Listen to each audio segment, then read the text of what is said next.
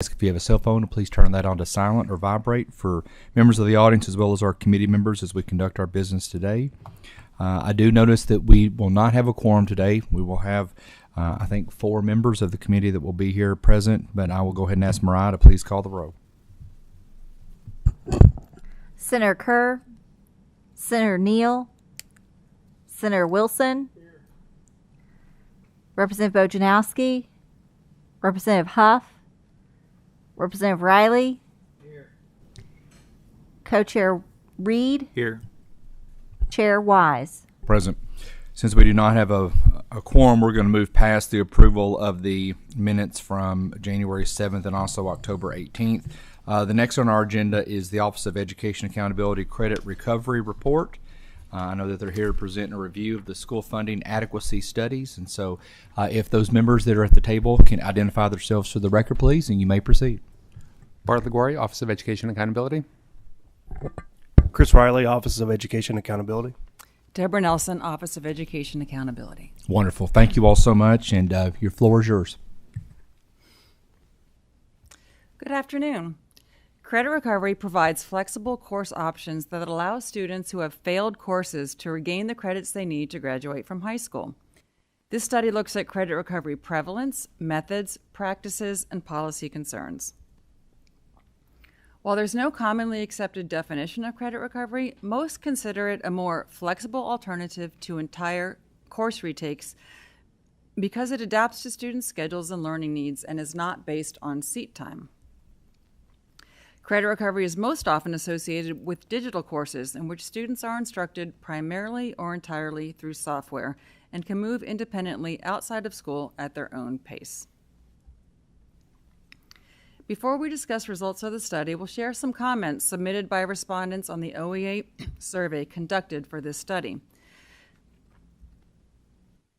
All options are good options. In many cases, these options keep students from checking out of their education. There's just not enough time or periods in the day for students to retake every course they fail. Completing a digital course does not guarantee a student has mastered standards. However, it's more efficient to provide digital courses to recover multiple credits. Digital learning is a great tool for credit recovery, but it is not as effective as direct instruction for content mastery. We'll look next at major findings and additional background information. Overall, the report finds that credit recovery affects a substantial minority of Kentucky students.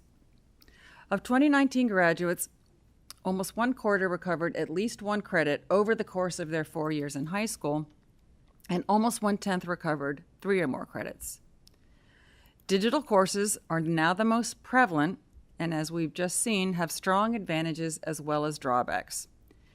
Digital courses will disproportionately affect students in some groups and schools because of the number of students enrolled in those courses. Credit recovery practices vary on program elements that affect course quality and the comparability of credit recovery grades. OEA site visit data showed an especially broad range in the quality of digital courses, from higher quality courses to extremely low quality courses in which students earn credit in a few hours, having received little or no instruction from software or content area teachers. State and local policies might be helpful in promoting consistency and providing some guardrails against those very low quality courses, but policies are generally lacking. Digital policies are important beyond credit recovery, for reasons we'll discuss at the end. Looking at student data used for the report analyzes student-level data on a variety of indicators. For reasons we describe in the report, OEA did not use existing course data to report prevalence of credit recovery by method. KDE can improve the accuracy of data in the future by requiring schools to enter information into transcript data. OEA uses student achievement data to look at outcomes for students who recovered credits generally, but because of limitations in the data, the report does not analyze student outcomes based on course method. Much of the data in the study comes from an OEA survey of all Kentucky high schools. In addition, OEA visited 7 high schools and 1 alternative program, reviewed policies, and interviewed relevant KDE staff. Data on the prevalence of credit recovery by method comes from the OEA survey, which collected 2022 student enrollment data in 3 main types of courses by which students recover credits: digital courses and 2 types of direct instruction courses, abbreviated, such as was often provided during summer school in the past, and entire course retakes. Of these 3 options, only the first 2 are generally considered credit recovery. We'll move now to look at state policies, beginning with high school graduation requirements. Students must earn 22 course credits in order to receive a high school diploma in Kentucky. These credits include foundational as well as personalized credits. Specifically named or core courses present greater scheduling challenges for direct instruction recoveries. These are the courses shown on this slide. Beginning in the 2023 school year, students can earn a high school diploma without earning 22 credits if they pass the GED. As far as credit recovery policies, there are no statutory or regulatory requirements specifically for credit recovery or digital learning courses in the Commonwealth. Credit recovery is permitted as a type of performance-based credit, and these credits are based on demonstrated learning rather than seat time. Most credits require 120 instructional hours. In order to award performance-based credits, local boards must establish policies which should, in theory, ensure that students have mastered the content associated with the state standards. However, as we'll see later in the presentation, most local board policies are skeletal. Other states that have credit recovery policies generally require that local board policies address certain elements of credit recovery programs. In response to state audits and quality concerns, a number of states have recently set state-level requirements in the program areas shown on this slide. And later in the presentation, we'll discuss Kentucky-related data about these elements. The full report contains requirements of the NCAA to include credit recovery credits in those required for high school athletes. For over a decade, KDE has promoted best practices in digital learning through its digital learning guidelines. These are more comprehensive than any reviewed by staff in surrounding states. The guidelines outline principles and best practices and address a variety of issues important for digital course quality. However, because the guidelines are phrased mostly as recommendations and do not have the force of law, they do not clearly communicate requirements for digital courses and do not necessarily function as guardrails against some of the lower quality courses we document in the report. Chris will now show data on prevalence of credit recovery. Thank you, Deb. This section of the presentation reports on the credits recovered through any method by students who graduated in 2019 and enrollments of students in particular types of credit recovery methods in 2022. This slide will provide a visual representation of data on course failures and recoveries that OEA reported for students who graduated from high school in the 2019 school year.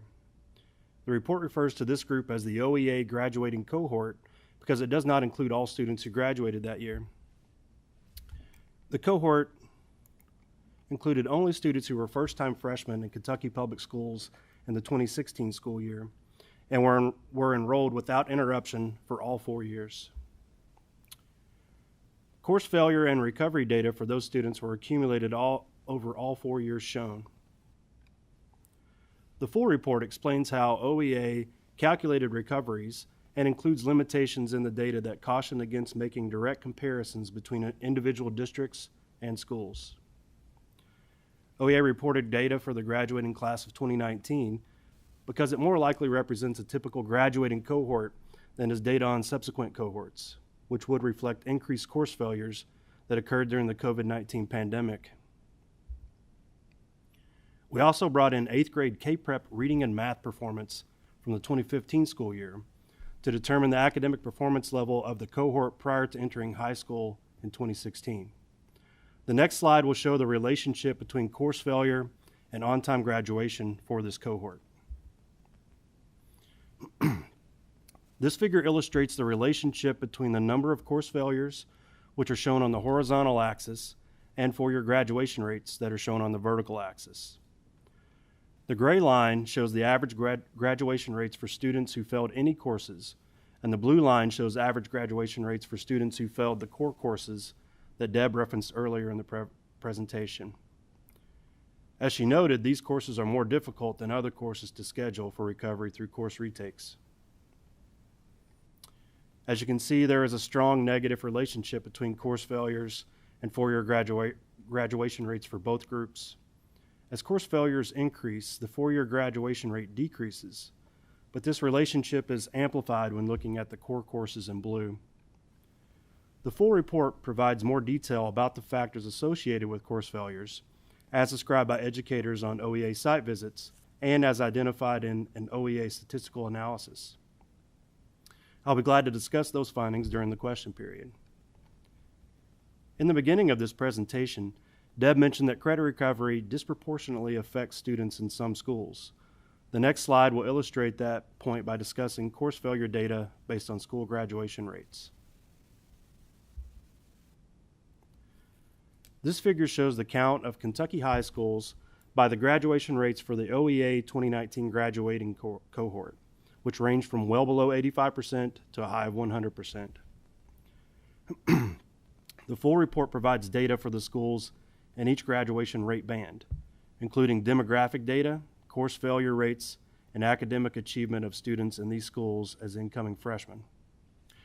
It shows that, based on achievement rates of incoming freshmen and the subsequent course failure rates of those students, schools with lower graduation rates have much greater need for credit recovery than do schools with higher graduation rates.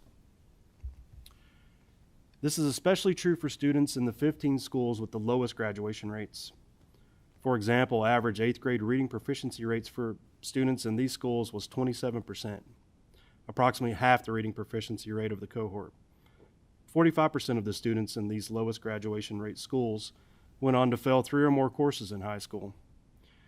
This was nearly 3 times greater than the rate at which the entire cohort failed 3 or more courses. Now let's shift the discussion from the courses failed to the credits recovered by graduates from this cohort of students. Data on credits recovered were accumulated over the course of the same 4-year period. Due to the limitations in course data that Deb discussed earlier, we were unable to accurately determine the method of credit recoveries for this cohort, so we reported credits recovered by any method. This table shows the number of students and the percentage of 2019 graduates that recovered various amounts of credits over the course of 4 years of high school. Over 10,000 of these students, or 24% of graduates, recovered at least 1 credit during high school. At 15% of graduates, the majority of students who recovered credits recovered only 1 or 2. And a total of 9% of 2019 graduates recovered 3 or more credits during high school. As you can see on the second to last row with the white background, well over 300 graduates recovered 8 or more credits. As a reminder, these percentages do not reveal the method by which students recovered a credit. However, we know from survey data that students who recovered multiple credits likely did so using mostly digital credit recovery courses. Later in the presentation, Deb will discuss issues related to instructional support and course quality for students in digital courses. The next slide will provide background information for that discussion by showing student achievement and attendance data for students based on the number of credits they recovered, as shown in this table. This figure shows the average ACT composite scores and average absence rates for 2019 on-time graduates, grouped by the number of credits recovered over 4 years of high school, as shown on the previous slide. The gray columns represent the average ACT composite for the student groups, and the blue dotted line shows the average 2019 absence rates. The figure illustrates that as the number of recovered credits increases, the average ACT composite decreases, and the absence rates increase. In other words, the lowest achieving students that had the most ground to make up towards graduation were absent from school the most. It's important to note that these ACT scores are associated with, but are not necessarily influenced by credit recovery rates. As shown in the full report, the graduates that recovered the most credits during their high school careers were also the lowest performing group of students entering high school as freshmen. As with the ACT, average 8th grade proficiency rates for these students decreased as the number of credits recovered increased. For example, only 18% of students who recovered 8 or more credits were proficient in reading in the 8th grade. This slide shows the percentage of on-time graduates that recovered 3 or more and 5 or more credits by student groups. Again, while this figure doesn't show the method of credit recovery, it should be assumed that students recovering multiple credits are most likely doing so primarily in digital courses. This slide suggests that both the potential benefits and drawbacks of digital courses likely apply more to some groups than others. For instance, the percentage of graduates recovering multiple credits was higher for student groups that are typically academically lower achieving, and those same students were disproportionately enrolled in high schools with the lowest graduation rates.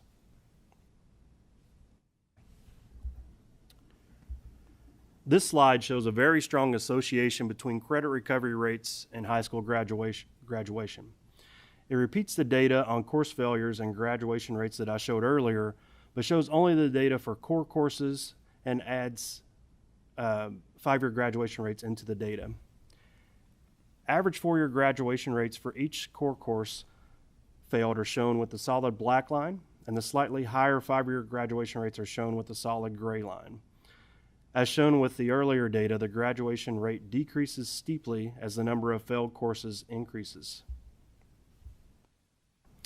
This chart also shows, with the dotted lines, graduation rates for students who later recovered all of the credits they failed. 4-year graduation rates for the students who recovered all their credits are shown in the dotted black line, and the 5-year graduation rates are shown with the dotted gray line. As the figure shows, while full credit recovery does not guarantee high school graduation, it greatly increases its likeliness. According to our statistical models that can be found in the full report, each recovered credit increases the probability of graduating on time by more than 6% when controlling for multiple student and school level factors.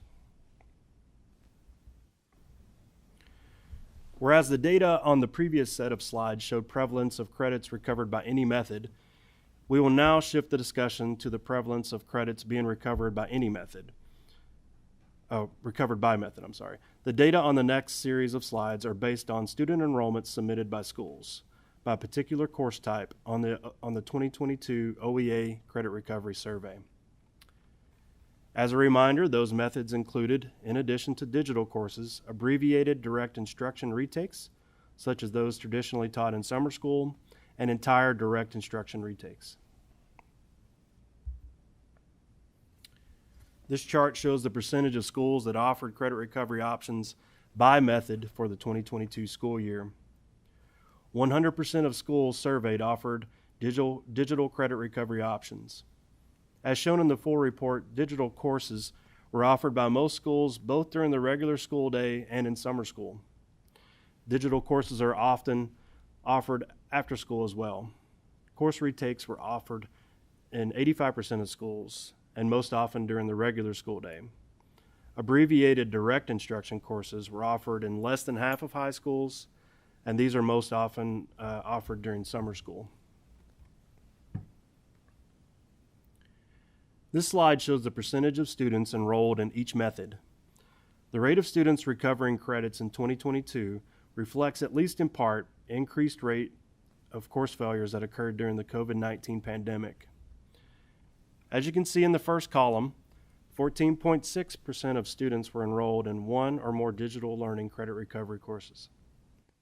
This column also shows that many students were enrolled in direct instruction options. Entire course retakes were more prevalent than abbreviated direct instruction courses.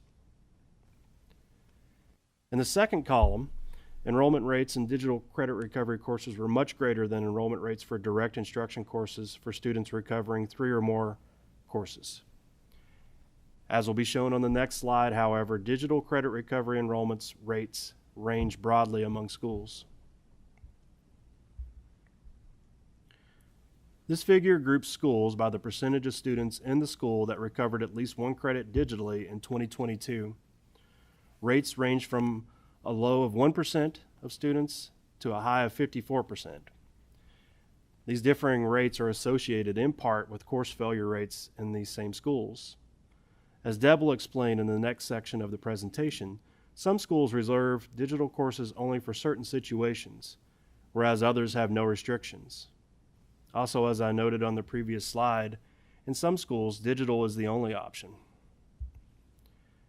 As shown in the report, as digital enrollment rates per school increase, so do the average percentage of students who are minorities or FRPL eligible in those schools. In contrast, as digital enrollments increase, average graduation rates decrease. These trends support data I showed earlier suggesting that digital learning credit recovery disproportionately affects students who are poor, students who are minorities, and students in schools with low graduation rates. The 27 schools in the high digital group shown on the right had a higher percentage of FRPL students and more than double the percentage of minority students.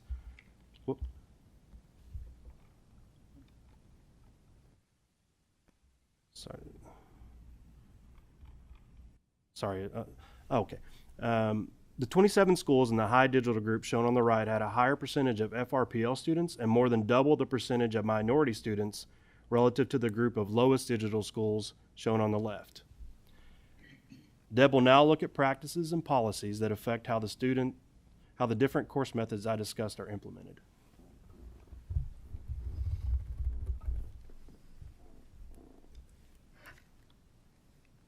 This section will summarize the report's findings on local credit recovery policies and show some examples of variation in credit recovery practices among schools. As noted earlier in the presentation, state policies require only that local boards have performance-based credit policies if they award credits based on student learning rather than seat time. As the report shows, most local board policies do not address credit recovery in detail, delegating development and oversight to principals or site-based decision-making councils. Yet, a minority of SBDMs report policies, and few address programmatic issues such as the ones shown in the slide. In the absence of state and local policies, credit recovery practices vary among district schools and even among classrooms in the same school. As we discuss the program elements on this slide, you'll see that some schools have more permissive policies while others are more restrictive, and you can imagine how the differences would affect course quality and the comparability of grades among schools. Some schools use digital credit recovery as a last option only for certain students, where it is the only option in other schools. Schools vary in the degree to which they remove course content, and in whether they place limits on the grades that can be earned in credit recovery courses. Approximately half of schools place limits. And in whether they incorporate initial failing grades into student GPAs. About 1/5 of schools completely drop failing grades from GPAs. Most but not all schools allow some severely credit deficient students to take credit recovery classes even if they have not failed the class. And finally, less than 1/3 of schools require supervised assessments for all students taking digital courses. All of these practices can affect the comparability of student GPAs as calculated generally and specifically for the KEYS program. The next two survey comments show educators' very strong concerns about test security in digital courses as a critical foundation for meaningful grades in credit recovery courses. As a reminder, students are usually permitted to move forward independently on these courses outside of classroom environments. The first reads, "We do not allow students to work outside of the supervision of a staff member on their pre-tests or tests to ensure that they are truly demonstrating their knowledge. Otherwise, they would only use apps or websites to cheat their way through a course." Without a written policy, this is a separate comment, the administration of the program can lack uniformity from student to student. Most students are held to a high standard, but some students are allowed to skip units or take exams without being proctored. The next series of slides show recommendations of this report on how variation might be addressed in the Commonwealth for credit recovery generally. In the section that follows after that, we'll provide recommendations that relate specifically to digital courses. First, the report recommends that KBE define credit recovery in regulation, including permitted modes and whether credit recovery can be taken for initial credit. As described earlier in the presentation, the report also recommends that KDE change the way it requires districts to enter credit recovery data to make it more accurate. And finally, the report recommends that KBE address a variety of credit recovery program issues in regulation, either by setting state-level requirements or by requiring local boards to develop their own policies. We'll move finally to look in greater detail at implementation of digital courses for credit recovery.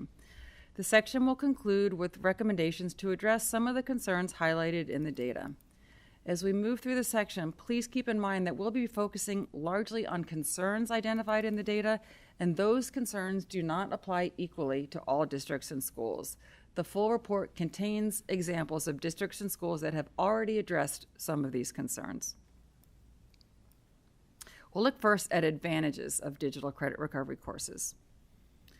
This slide shows that the overwhelming majority of OEA survey respondents agreed that most of the characteristics shown on this slide are advantages of digital credit recovery courses, with the greatest number agreeing and strongly agreeing that digital courses permit multiple credit recoveries and easily accommodate students' schedules.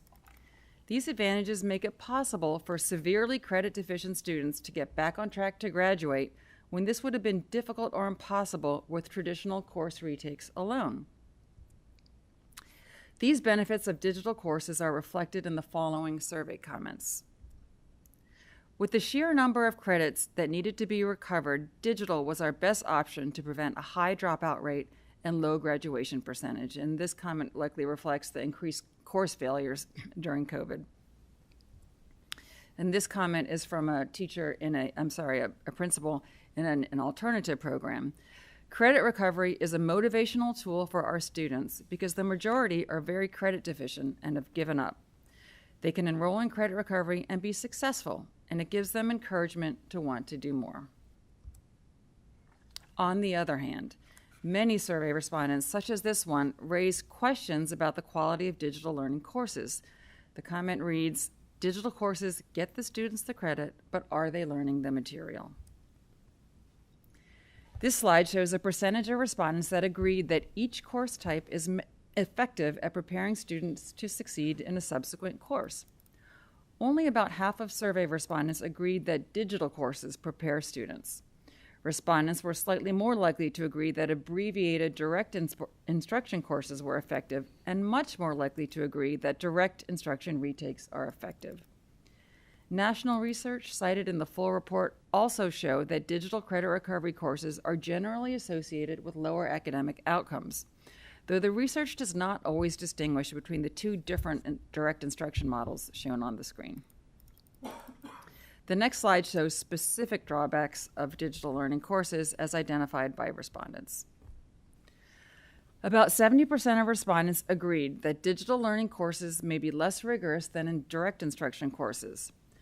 Over 80% agreed that students may click through content without engaging, and 85% agreed that students may obtain answers from the internet or other individuals. And as you can see in the black, many respondents strongly agreed with these drawbacks.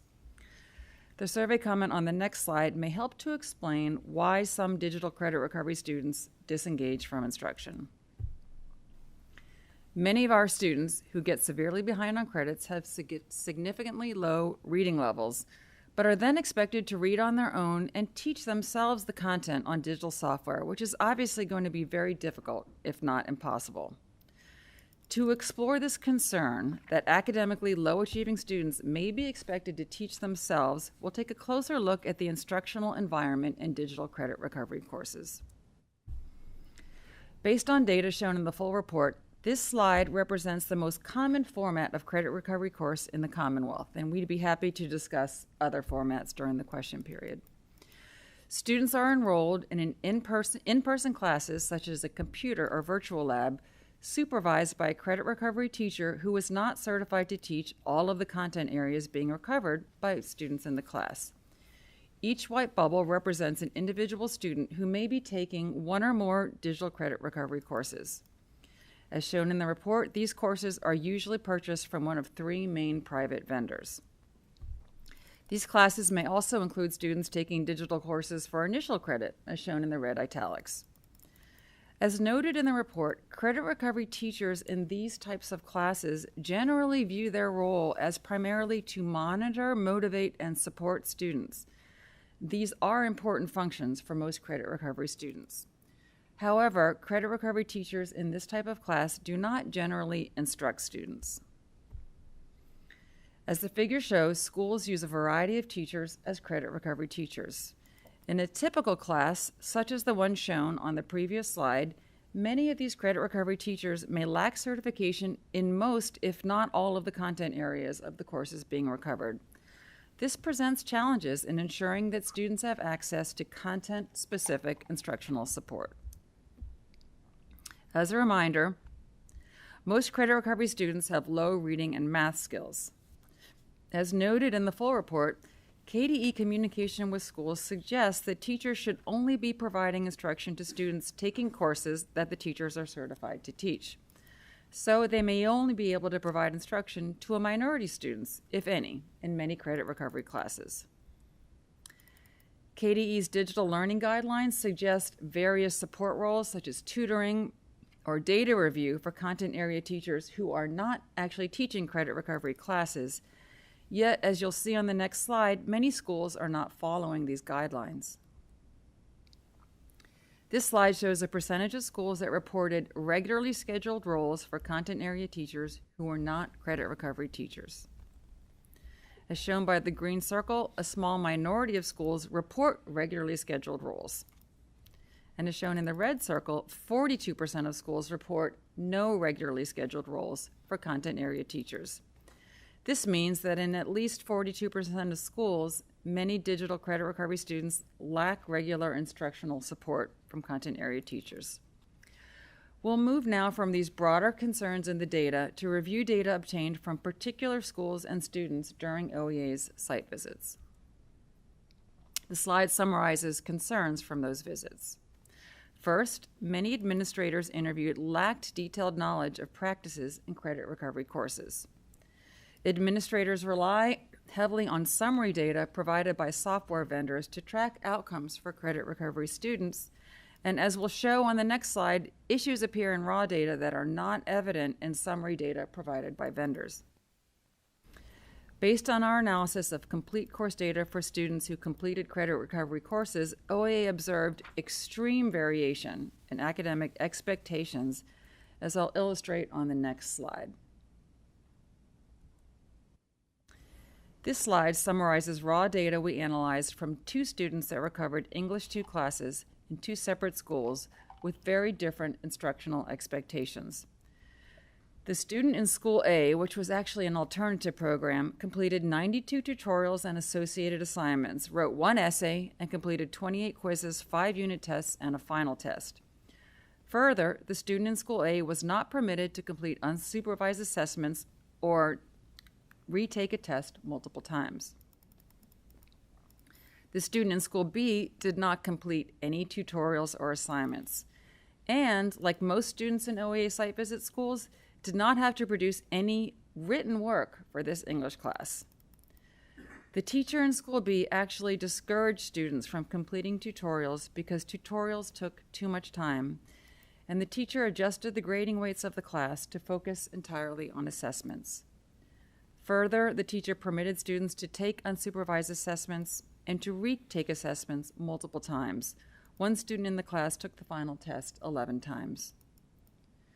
The differences between what these 2 students completed would not be so obvious in the type of summary data shown in most software programs. Summary data does not reflect internal controls that can strongly affect the validity of the data as an indication that students have actually learned the content. Although data for most students in School B looked similar to the data on this slide, district administrators identified School B as a flagship school for credit recovery in the district.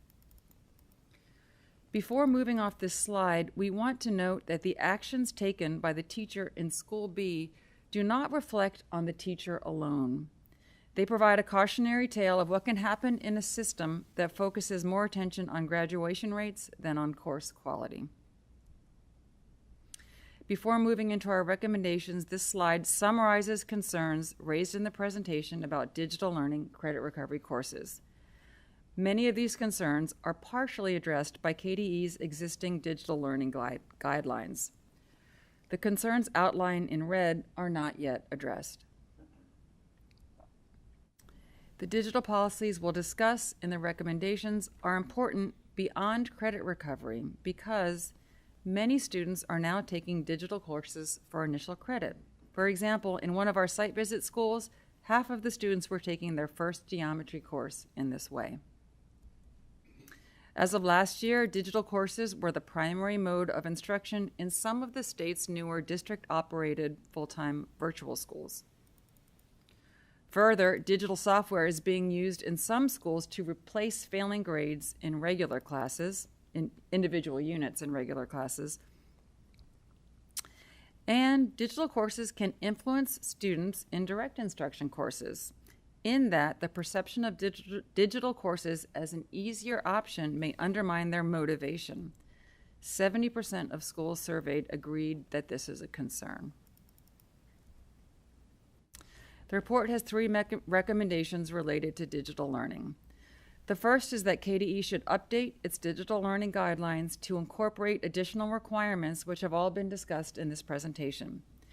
As we note in the report, requirements for local board policies should include how a district or school will ensure the validity of student data through test security or other means.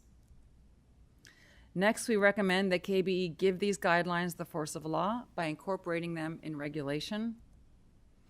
And finally, for reasons we described in the report, we recommend that the department regularly audit districts' digital learning programs to make sure that districts are implementing any state and local policies which may exist. These audits may prevent unintended consequences from an accountability system that is federally required to focus strongly on high school graduation rates. We'll conclude the presentation as we began with one final round of survey respondent comments, which summarize key points of the presentation. Digital courses are a game changer for our at-risk students. As a former principal shared with me, we are not here to judge, we are here to offer hope. Logistics dictate that digital options are used more frequently, but they tend to prepare students the least academically. And finally, digital courses can be a great supplement to a comprehensive educational institution. However, rigor and standards must be in place to uphold relevancy of these types of credits. A uniform policy should be in place and audited to verify the authenticity of these digital credit recovery courses. This concludes the presentation, and Chris and I would be happy to take your questions. Thank you all for the research, and thank you for the presentation. It's a lot to take in, but at the same time, there's a lot of things on the surface of that are very concerning. And looking at some of the recommendations, especially that on the audit, I mean, when you see, when you compare the School A and School B, I'm just talking personally here, but, you know, almost was like just to check a box, just to continue taking a test like that. That's, as a parent, as a legislator, as a taxpayer, that's concerning to me. That's just one part of it. And there was a lot of things in there, and I think it does show. I mean, I know we all had to do what we had to do with virtual education, but I agree with the last comment there about the rigor and some things that need to be put forth in that. But I think this also shows what every one of us, in terms of the legislative community, as well as the education community, and also parents at home, what we need to be working on for the betterment of the Commonwealth of Kentucky for our generation that's moving forward. So do any members have any other comments, any questions with the presentation? Representative Riley. Actually, I didn't, but that's okay. But what I will say is that I think we learned a lot during the COVID period that the more you do digitally, the more you do online, the less effective that it is. And I think COVID showed us a great deal about the importance of an in-person teacher and their effectiveness in helping students learn. Thank you. Thank you. Seeing no further questions or comments, since we do not have a quorum, we cannot at this time accept and vote upon what is being presented in front of us. So we will have to move that into our next meeting. But thank you again for the presentation. Thank you for the excellent research that was done. The next item on our agenda is the Office of Education Accountability 2023 Research Agenda. Dr. Liguori, I'll have you keep your seat. And I think also Marcia Seiler will be coming to the table to accompany you.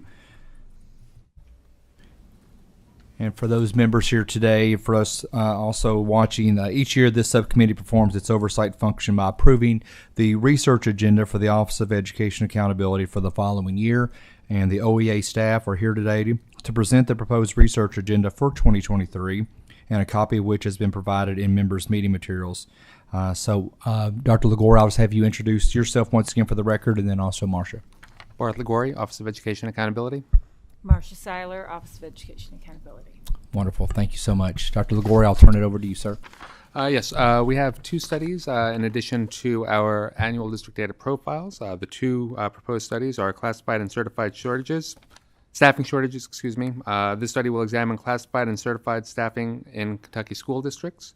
It'll examine various indicators of classified and certified staffing shortages during recent years and what districts have done historically to recruit and retain classified and certified staff. In addition, OEA staff will review what Kentucky and other states have done to recruit and retain employees and address possible shortages in developing career pathways.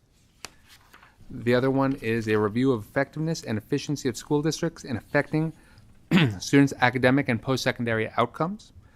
KRS 157310 states that it is the intention of the General Assembly to provide an efficient system of public schools as prescribed in the Kentucky Constitution, and to assure substantially equal public school education opportunities for students.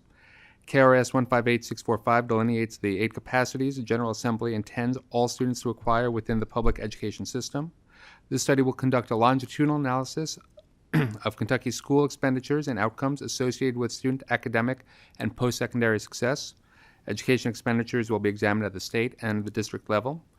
Elements reviewed will include, but aren't limited to, student assessment data, graduation rates, staffing, and post-secondary indicators of success, including, wage data and other things, taking into account student and district characteristics. Perfect. Thank you so much. We look forward to that. Marcia, any comments you wish to add with anything? Now, I do know, with us not having a quorum, statutorily by December 1st, we were to have this approved. I probably would have phoned a friend to my friend Chuck in the background to make sure I'm saying that correctly. But we can do preliminary approval of this. We're hoping that we can get a quorum to our next meeting. There may possibly be a December Education Committee meeting, and we will make sure that if we have that, we will make sure this meeting is followed up right behind that one, that we do have a quorum. So we have a motion for preliminary approval, and we have a second for preliminary approval. All those in favor, please just say aye. All those opposed? Awesome. So we will move ahead as of this time for preliminary approval. Thank you. Thank you so much. The last thing is our other business approval, Office of Education Accountability Report, review of school funding adequacy studies. Since we also do not have a quorum on that, we will push that to our next meeting. Do we have a motion for adjournment? So moved. Thank